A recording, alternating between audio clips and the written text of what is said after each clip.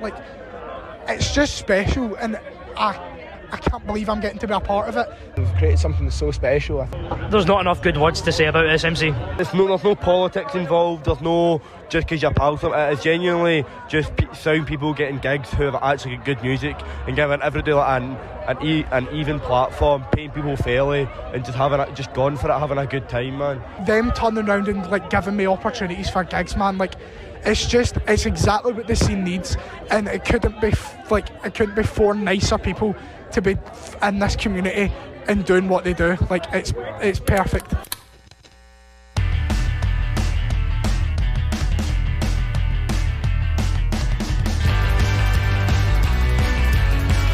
In life, there's only a few things that go well together.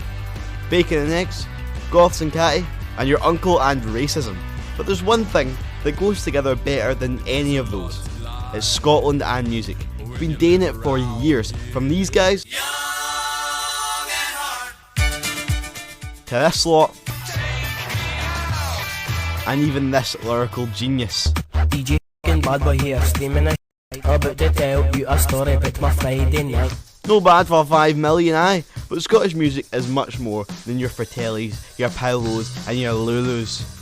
Over the past few years, the Scottish new music scene has been thriving, with some amazing talents exploding out of it, such as Amazon Music breakthrough rock band and 3-time Transmit guest Dead Pony, Spotify UK's #1 punk band Soapbox, and Gallus, who recently finished their first tour of Europe. But I think it's time that we looked behind the sweaty bald guy screaming down the microphone and took a proper look at the people who create these amazing nights. Hi, I'm Jake, also known as Fake Jiddler, and this documentary is all about the SMC, Scotland's biggest DIY promotions company, known for managing some of the biggest Glasgow bands, selling out historic venues and putting on a great night. In this documentary, we will have interviews with some Glasgow legends, we'll find out what it's like to be SMC, and we'll also find out what SMC means to the Glasgow new music scene. But before any of that, I think it's best that we find out a wee bit about the SMC. Hi, I'm Mark from the SMC. I'm Aidan, I'm the T-boy for the SMC. Hi, I'm Jack, I'm in the SMC. Hi, I'm Jamie from the SMC.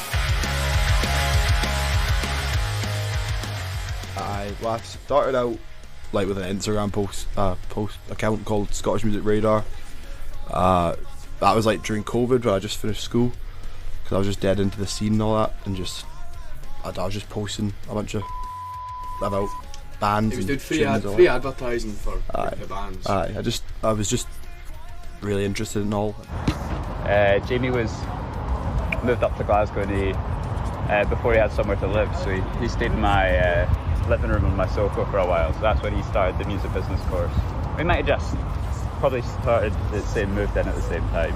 What college is it? It's Glasgow Kelvin College. We were in the lovely West Campus, just above Kelvin Grove, above the Botanics, but yeah, so that's how I met Jack and Aidan, because they met on the course. So, the four lads who met on a music business course started working together, and on Tuesday the 10th of May 2022, the first ever SMC gig took place at Audio in Glasgow, with Glasgow rock and soul band Pandas headlining with support from DOS and the Monocasters. But, early into SMC's life, they signed their first ever band, a band that has sold out venues such as Hug and Pint, the Garage Attic Bar and King Tut's, and are often seen as one of Scotland's biggest punk bands. Soapbox.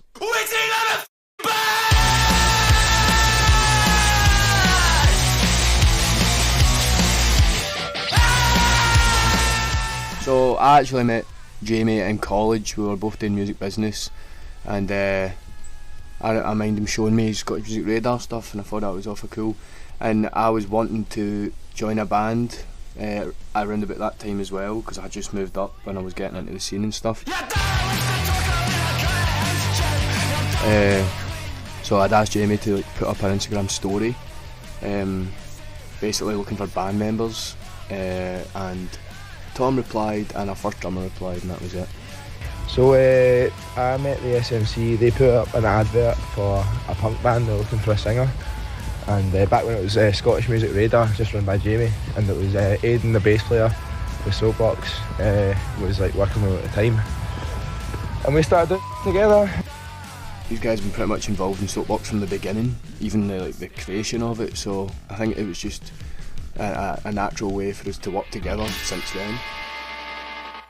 But managing one of Glasgow's biggest bands wasn't enough for SMC. They had to have another, and they began managing alternative Kilmarnock band San Jose.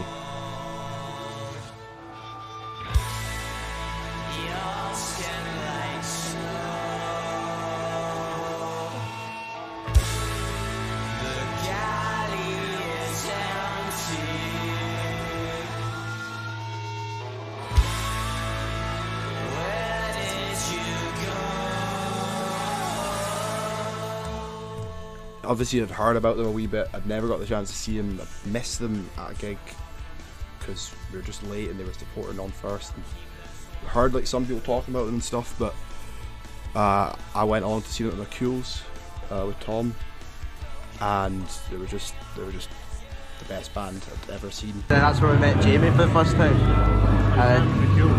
Jamie was sitting there, man, just kind of hands in his pockets, man. It was class, man. Wearing his jacket and wearing a Soapbox t-shirt. And then we made the discovery that one of the members of Soapbox was in San Jose, and we didn't know that.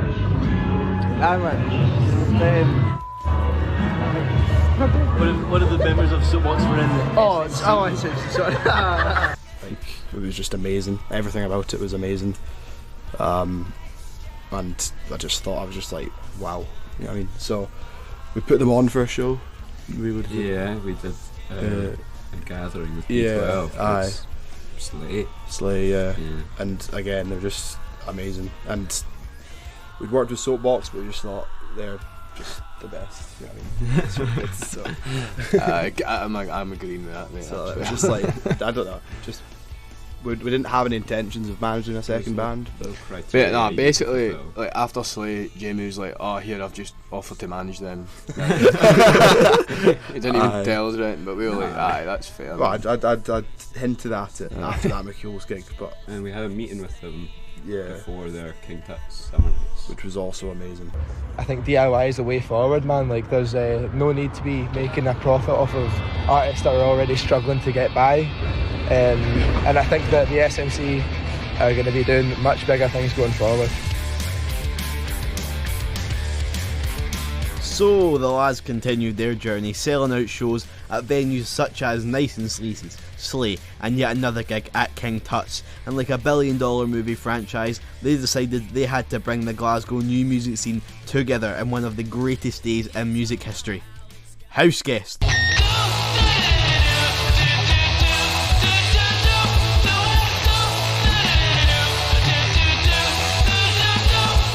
House Guest Fest was a full day of live music put on by SMC and fellow promotions company Crowded Flat, stretching between the Variety Bar, upstairs and downstairs Nice and Sleazy's, and the Garage Attic Bar. So we'd talked about doing an all-day thing, maybe in like one venue, 6 or 7 bands, something like that. Just because we've done loads of gigs now, but wanted to just take it up a notch and just have a big day that everyone enjoyed. And then George from Crowded Flat messaged us with the idea that he wanted to do an all-day multi-venue. We thought, well, we could do it. Yeah, if we're going to do it, we'd be as well do it with Crowded Flat. We've never worked with them before, but they're obviously another big player. Yeah. Yeah, and the idea of working with them as well was like we had kind of booked the band separate, but on the lineup they were all kind of integrated, so the audiences for each, because it's kind of a separate audience for both companies, I would say. It's almost like merging two kind of scenes together. Like, pretty much building it, making it stronger, man. That was the idea. Tickets for the full day were £20, which is cheaper than every other Glasgow new music all-dayer. And if you really think about it, one ticket to House Guest is a whole £10 cheaper than seeing Dude Perfect live at the Hydro. Now, as much as I love seeing trick shots, the House Guest lineup is a billion times better, with up-and-coming bands such as Strayed, the Z-Bex and Sister Mads all playing the festival.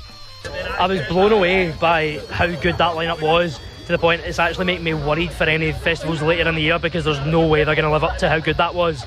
and it makes me wonder how SMC are going to top it next year as well. But I'm really excited to see what they do again, because that was incredible.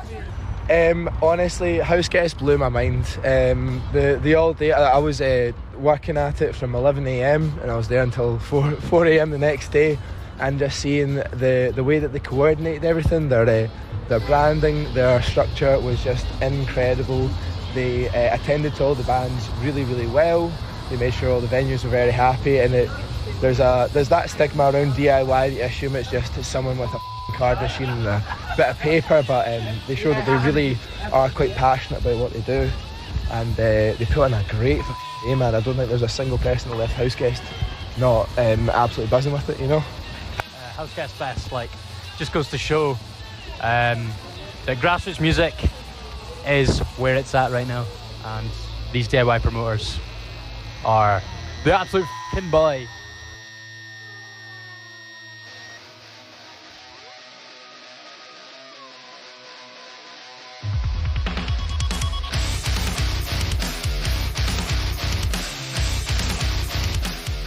We've never had a bad experience with them. They are genuinely some of the nicest, most community-driven people in Glasgow at the minute. They filled a big gap. There are so many promoters out there that just feel like they're watching over you, or they're judging everything you're doing, and you never get that from an instant from these guys. They're just amazing to work with. So we're up to date with the goings on of the Scottish Music Collective. Now, I think it's time that we figure out what it's like to be SMC. On Friday the 17th of May, I spent a day with SMC during their Noise Club headliner at the Hug and Pint, because I wanted to know what it was like being at the helm during one of their gigs. Oh, fuck. I kicked off the day by arriving at the Hug and Pint at 3 p.m. and spent the next few hours watching Mark's flatmate Colm play Fallout 4. After that, I headed down to the venue where I managed to check out some of the band's sound checks and got chatting with them. I am Milroy. I am the singer for the Noise Club, the least talented member, but the one that makes the most noise. And yeah, and we're playing it in Hug and Pint tonight, and very excited because this is gig number 4 with SMC, the coolest men that they are. I've not played Hug and Pint in a long time. It's been a while since I've been in here, and I think with it being such a closed-in venue, it is really good. I mean, hopefully it sells well tonight. You don't know. You can never guess that one. But I think it's going to be a sweaty affair, and it's going to be very loud. And I should have brought my earplugs and I didn't. But yeah, I'm excited for it. Aye, buzzing, man. Really look forward to it. Just done the sound check, and Noise Club sounded sick as, man. Really look forward to seeing Push Bar as well. I've seen them once before and I was blown away by them. Loved me a bit of shoegaze, man. So yeah, really look forward to tonight, man. Pretty buzzing. Just had sound check. It sounded very nice. Sounded really good. Sounded fantastic. Better than any sound check I've ever had, I think. So it's strong start. After chatting with the bands, I wanted to know what were people feeling about tonight's gig. I think it's a really good lineup. It's really varied, which I like. So it'll be a good range of tunes throughout the night. I'm buzzing for the night, man. The unreal lineup: Push Bar, Strayed, and Noise Club. What a lineup! Can I beat it? SMC gig, man. You know what to expect at this point. First up was Push Bar, who had a really solid set.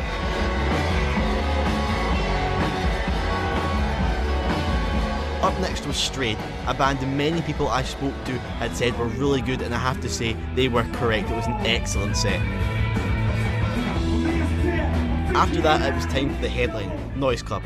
This will be Noise Club's 4th headliner with SMC, and it was really exciting, energetic and ecstatic. The set left me wanting to see them live again.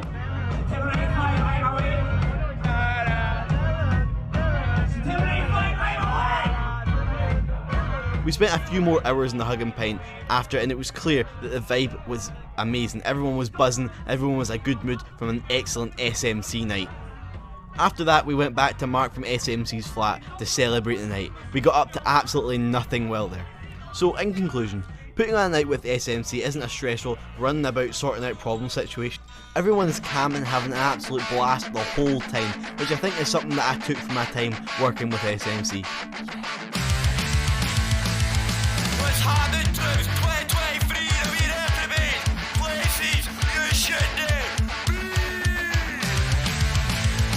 So the SMC have been very integral to the Glasgow scene over the past couple of years, and they just offered to print off our posters for us completely for free, They just met me one morning at a coffee shop.